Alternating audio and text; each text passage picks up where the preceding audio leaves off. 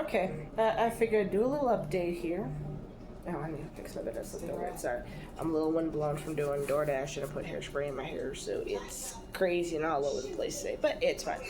I don't mind it because it's red. It's beautiful. Actually, somebody commented me on how my hair color looked, so that was fun yesterday.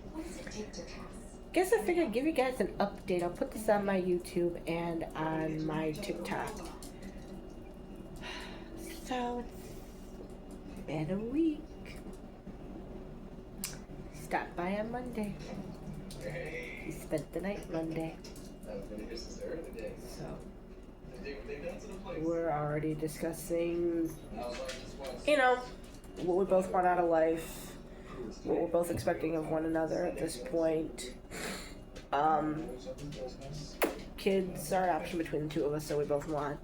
I think I shocked him when I told him I wanted kids. So a lot of guys are like, you still want kids at your age? I'm like, my mother was like 2 years younger than me and had children and had me. I'm like, she had one, I'm trying to get twins, so if I have to do it via IVF with medical assistance at this point in time, I'm willing to do it. So sorry, my little chihuahua's trying to get my attention at the same time because he's a little he's a cutie, but he's a little squirrely. If anybody knows how chihuahuas are, he's a typical chihuahua. It's attached to my hip, growls when he eats. Sweet baby. I wish his pet father actually got to know him more than what I know him. But hey, he's in the past. He asked for his dog back once when I was in Texas, and I told his child's mother, said, tell him come find me in Houston, and he can have his dog back. If he really wants his dog back that badly, come get him. I said he'll probably end up meeting my brother, my father, and probably a couple of my uncles. But hey, a few of my cousins too. But hey, he can come get him anytime he wants. So, obviously, I still have him. So, he is a baby still. He just turned a year roughly in March. I've had him a year since April 20th of last year. So, he just turned a year this year. I've had him for a year this year. So, but, yep, he's a baby. Got my healer here too, my baby girl. But yeah, I know Mother's Day is coming up, so happy Mother's Day to anybody who is a mother out there. I know that's Saturday, Sunday. Speaking of, I actually emailed my ex-husband to let him know I can be out here Saturday to actually give me what I need from him. So that's gonna be fun too. But so update, like I said, he and I have made a week. We're talking kids, we're talking a future together. We actually do eventually want to get married. He has been married before, like I have. He ended up with a stepchild out of that relationship where dogs was mine. So but yeah, I mean, he, like I described before, it's the whole thing of like Laura Wenzel and Steve Urkel. He wore her down so much to the point of where she fell in love with him.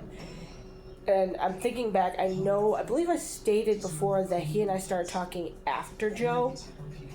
I'm believing we started talking before Joe because there was a period between David and Joe where I was actually in the hospital at that point. Never mind. So he was probably right after Joe, which is some really fucked up shit because when I say he was after Joe, I legitimately mean he was after Joe at this point, because Joe left me officially June 5th. I moved to Texas June 7th, and I was talking to my current guy and two other guys at the same time. And yeah, and both of them had the same first name.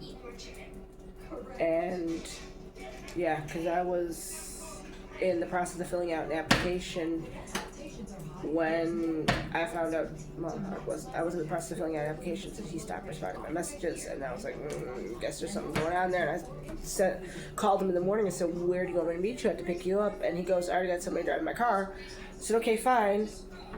You should have told me this ahead of time so I wouldn't have left so early. So I drove out to Dixon to the court case that we had, and that has been that's fully done.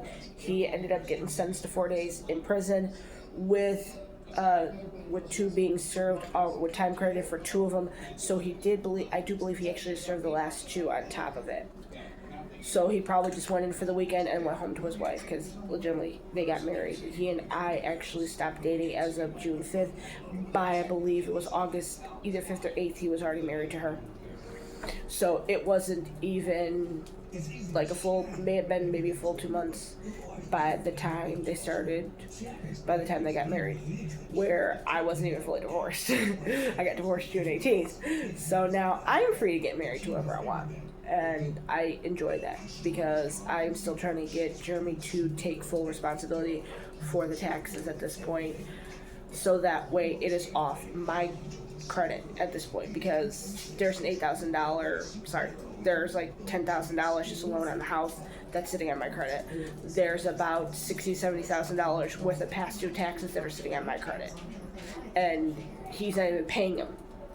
Like, he pays them and then doesn't pay him, and then he pays him again, and then he doesn't pay him again. So that's looking bad on my credit alone right there. So yeah, it's not pretty, but hey, it is life at this point in time. That's kind of what I told him. I said, well, we get married, you're claiming them as tax, you're going to claim our Kingston's tax deductions if I can't get this off my credit, because they're just going to take that money, the minute it comes to me, they're just going to take that money right from me at that point. So, sorry, my one dog was trying to come behind me, and I don't know why, but I love her to death. I love my baby girls. I love my baby girls. My baby girls, that's my baby girl. That's my baby girl. That's my baby girl right there. Yeah, and she's trying to take my shirt down at the same time. It's a big shirt on me.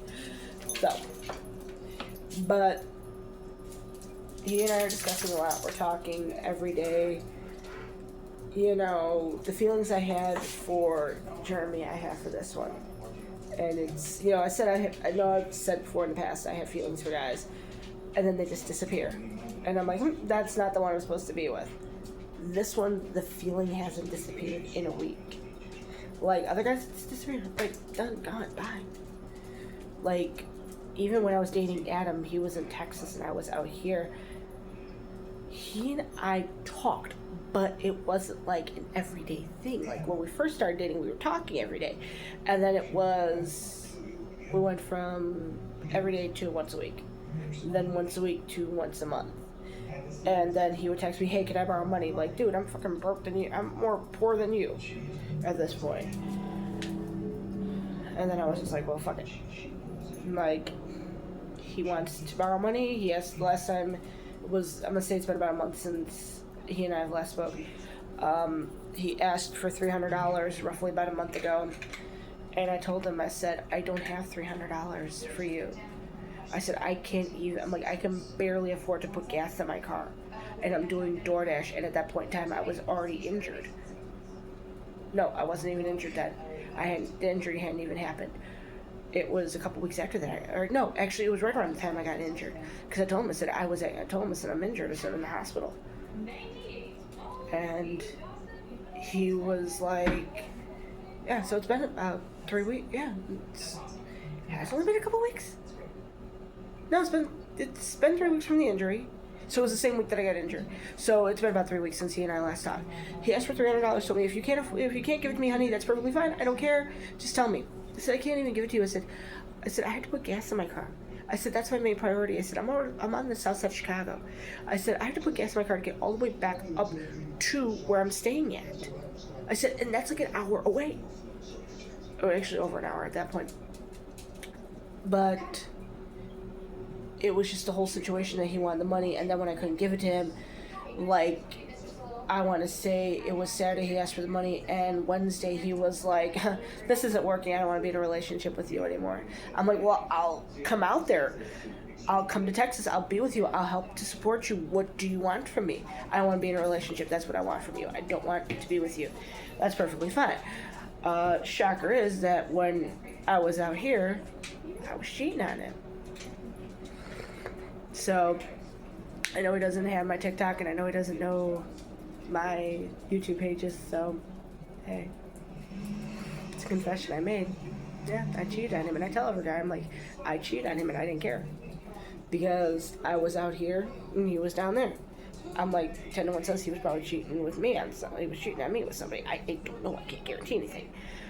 But it is what it is at this point. So, but I'm extremely happy with this guy. So, I told him, I said, my dream is to get married on the beach in Galveston.